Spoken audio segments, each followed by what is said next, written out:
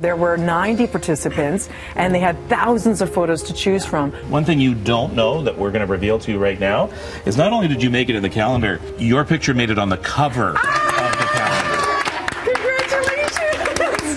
I think for Distant, this was a very big journey. It was hard to keep the secret. We had to figure out how to get him down to the studio without giving away the fact that he had won the cover. To finally see that moment happen was very, very exciting. A lot of people sat over many, many photos. So talk to us about what we're looking at here. So if you're down on the ground, as you see most homeless people, when your perspective is looking up, it feels like you can touch anything. And that's what I wanted to convey. People, they have a sense of what homeless people look like and feel like. Mostly, it's just people who've just run out of luck, had some hard times, maybe struggle, but they've got the range of skills and talents and joie that the rest of us have, and I think the public doesn't realize that. The winners, seeing what they produced is amazing. It's amazing. The evening celebration was the official launch of the calendar. And we wanted to recognize the contributions that people have made, including the participants, by giving them awards and giving them an opportunity to talk about their work. I am really relieved, having been homeless, that projects like this are going on where homelessness is being met face to face. The phrase, "the picture speaks 1,000 words," needs to be updated, because now it speaks to more than 1,000 lives. The power of that, of these people actually being recognized, being able to have pictures taken of themselves, like their names being out there, because so much of their lives they've just been sort of pushed aside, and I think a lot of them have felt a boost in their confidence. For example, Marcel got up and spoke in front of everyone on awards day, and I was like, oh my goodness, that is not something that he would have done months ago. When I got the phone call, I couldn't believe it. It was like almost winning a lottery kind of thing. I was a loader operator. All of a sudden, I was starting to lose my mind slowly. I went to the clinic in Sudbury. I had appointments every month. It wasn't fast enough. So I had to leave everything there to come to Toronto to try to figure out what's wrong with me. And that's how I ended up on the streets kind of thing. This could be your mother, your brother, your father, someone that you've known that you went to high school with. They're just people, and they just happen to be having a difficult time at the moment. The picture's name is Despair, and when I do see people that are on the street, I completely understand. I was half paralyzed at one time. I just basically ran out of money, ran out of everything. You know, like you're on the edge. When you see cardboard boxes on the sidewalks, that's somebody who needs help.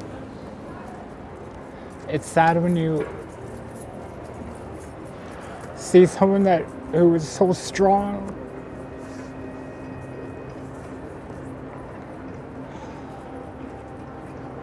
And then it's not like they're dead inside, but that light isn't there. I know I've came close to that.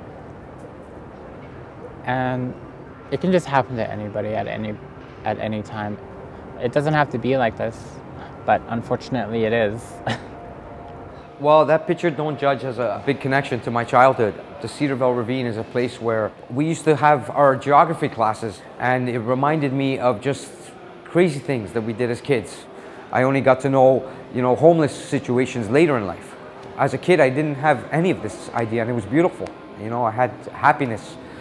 I actually just got housed, yes. But when I took this, I was staying at a shelter. I was living with a man. The relationship soured, and I came home one day and the locks had been changed on the door. It's difficult to know or understand where a person is coming from and why they are homeless.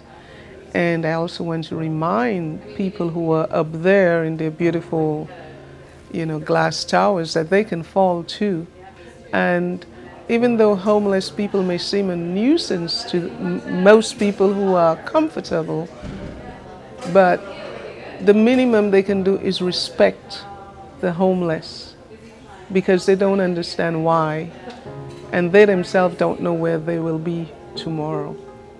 In the bigger picture, I mean, the government needs to put more money into housing, providing more shelters. You know, people should not be on the street in the cold dying in Toronto. So, I mean, that's the major thing that needs to come out of today's society is creating space for people, because right now there's not enough space.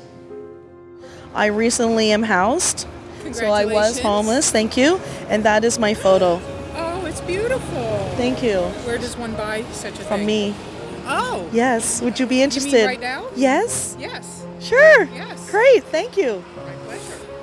They sell for 20 and they purchase calendars for 10. So they get to keep half of that money and the rest goes back into the project so that we can sustain it in the coming year. It could be a little overwhelming because, you know, I get stereotyped, right? Obviously, right? Would you be interested in buying a calendar? Yeah, yes. Yes? Oh, great. I am proud because, you know what, they do care. I don't know, it's given me a sense of hope. Like hope that, you know, there are things that we can do to improve the lives of people who are going through such difficult times. I mean, again, we can't fix everything. We're not here to fix everything.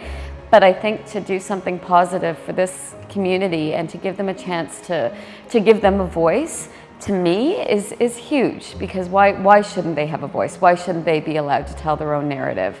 My photo is the bike at the stop. The trike three-wheeler. I thought it was the cutest picture I ever seen. Like everything just washes away in the world, and it's just you're fixed on that picture. You're fixed on that moment, and it's within you too as well. Where that beauty of life and that beauty of what you see in there, just being a kid and remember what life's really all about sometimes.